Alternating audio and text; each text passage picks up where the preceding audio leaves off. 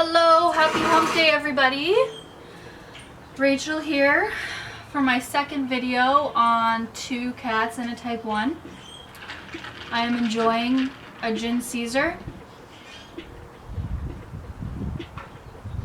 Oh, I haven't had a Caesar in a very long time.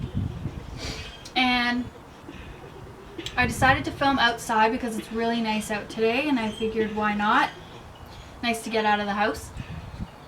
Also, I thought just because of the times we're going through right now, it would be a good idea to talk about being a type 1 diabetic during this COVID-19 pandemic. So just to start, the precautions and the symptoms are the same whether you're type 1 diabetic or not. So making sure you're washing your hands constantly, use hand sanitizer, wash your hands with soap and water. That's the best way to avoid getting the virus. Don't touch anything that other people may have touched. And again, if you do, wash your hands or use hand sanitizer. If you have to cough, cough into your arm.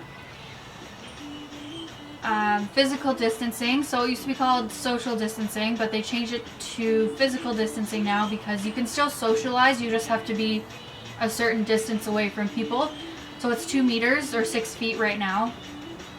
I've seen a lot of great videos of family and friends coming over to people's houses and just standing at the edge of the driveway or standing outside the window and communicating.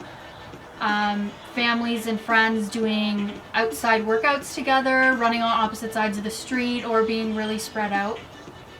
So it's really nice to see that, you know, people are still exercising and keep moving even though we're during a time of self-isolation and quarantine. So for a type 1 diabetic, when we get sick with anything, it tends to increase our blood sugar levels. So a normal day, we have to put a lot of more time and management into our lives because we have type 1 diabetes. And then when we're sick, extra goes into that. So when our blood sugars are higher, we have to keep checking them, giving more insulin, adjusting our background insulin or basal rates to prevent those high blood sugars. Also staying hydrated and eating so that we can keep our energy up. I just had a brain fart, sorry guys. Maybe the Caesar will help.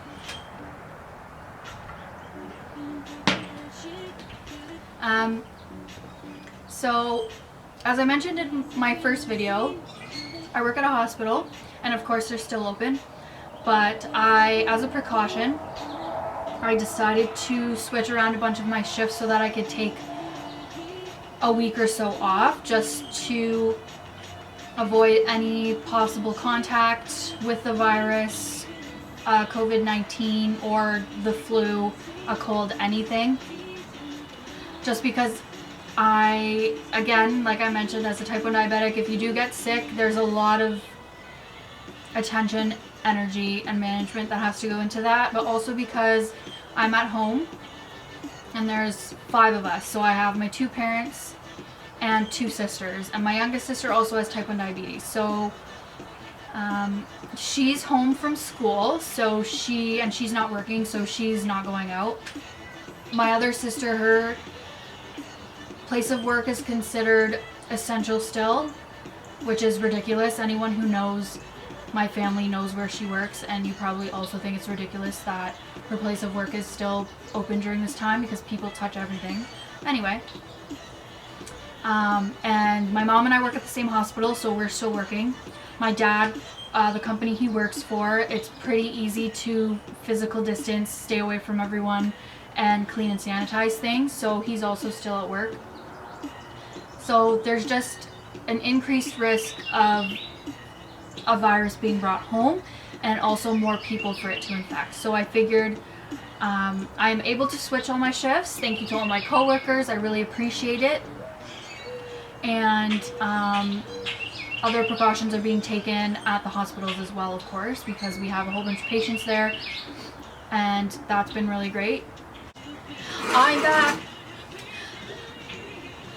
I need to find another way to stop and start this camera. If anyone knows of a way, because it's super far away, I'm physical distancing from my own camera. Anyway, another topic related to diabetes and the COVID-19 pandemic is the possible disruption of supplies. So I've been keeping a close eye on this, of course, because I have type 1 diabetes and my younger sister has type 1 diabetes, just to make sure we'll still be able to get our insulin, our pump supplies, my Dexcom supplies, test strips, all that kind of thing. Thankfully, there haven't been any yet. And our pharmacy, Shoppers Drug Mart, no disruptions in that, so we'll still be able to get our prescriptions when we need to. One precaution we've been taking with that is just having backups in case it gets worse in London. So I think a lot of type 1 diabetics will agree with me. We have backups of everything anyway. I have a huge bin full of extra pump supplies, Dexcom supplies, test strips, an extra monitor, batteries, alcohol swabs, all the things you could imagine. But that's just how I've been my whole life, is having backups just in case, because you never know what could go wrong.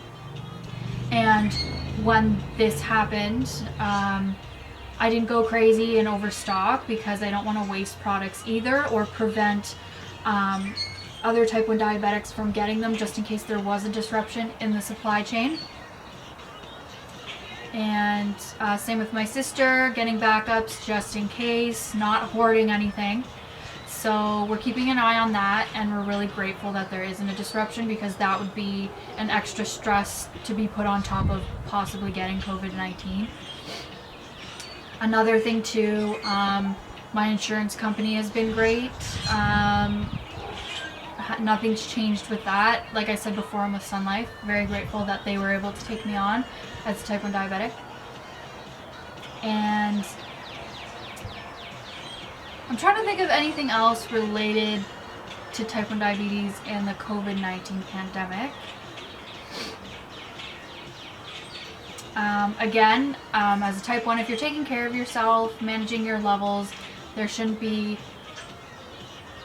too much of an increased risk of getting it. It's just our worry mostly, well for me anyway, is if I do get COVID-19 or even the flu, it's gonna be a lot more management and energy going into that. I definitely won't be able to go back to work, and I'll have to self-isolate.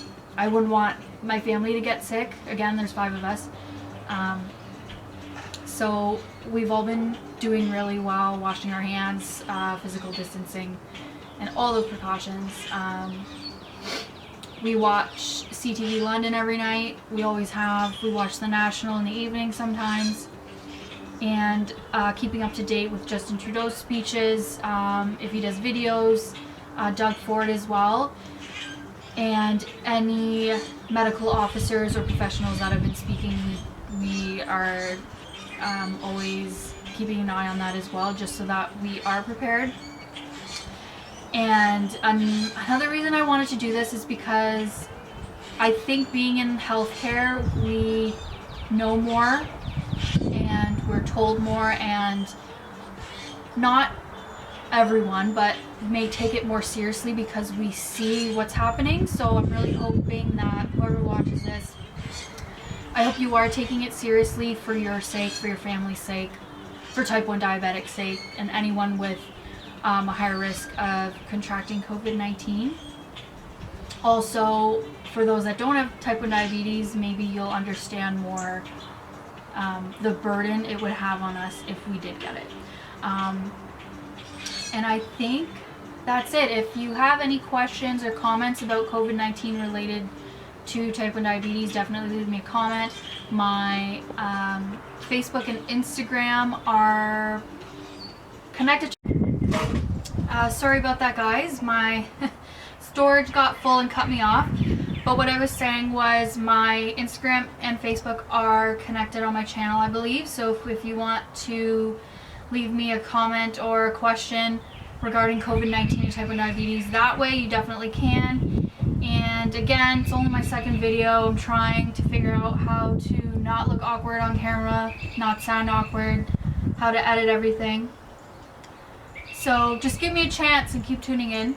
And I hope everyone stays safe, wash your hands, and enjoy this beautiful day. If you get outside, that's awesome. Get out if you can. Cheers to everyone, and I will see you back next week, hopefully. See you later.